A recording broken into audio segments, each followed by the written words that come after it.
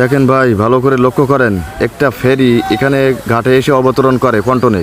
এখান থেকে গাড়ি নামবে, তারপরে কিন্তু গাড়িগুলা আস্তে আস্তে উঠবে। তো এই গাড়িগুলা দুই একটা গাড়ি ওনারা কিন্তু এই পল্টনে আগে থেকেই আসার চেষ্টা করছে, যার ফলে এখানে নিয়ন্ত্রণ হারিয়ে ডিরেক্ট এই নদীতে পড়ে যায়।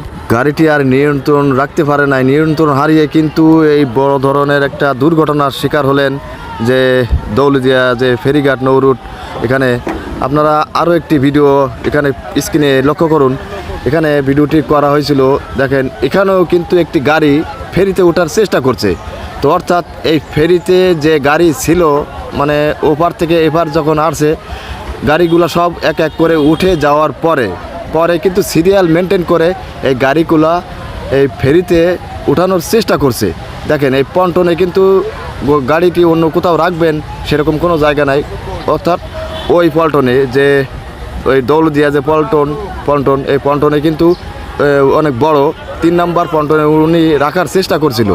তো ঠিক আছে, সেক্ষেত্রে উনি আর কন্ট্রোল করতে পারে নাই। তো এত বড় একটা দুর্ঘটনা ঘটে গেল।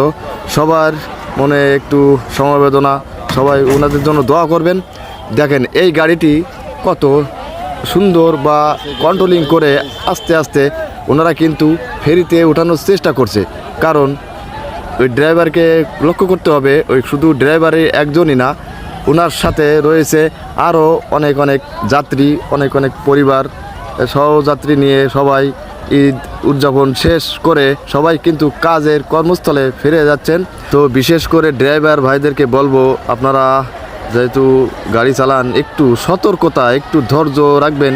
দেখেন আপনার সাথে আরও মানুষের জীবন কিন্তু জড়িয়ে আছে, এটা লক্ষ্য করে এবং এটা বুঝে আপনারা কিন্তু গাড়িগুলো চালাবেন। এবং আপনাদের এই একটু ভুলের জন্য দেখেন কতগুলা তাজা প্রাণ ঝরে গেল। এভাবে আল্লাহ পাক যেন সবাইকে শহীদি মর্যাদা দান করুক, আমিন।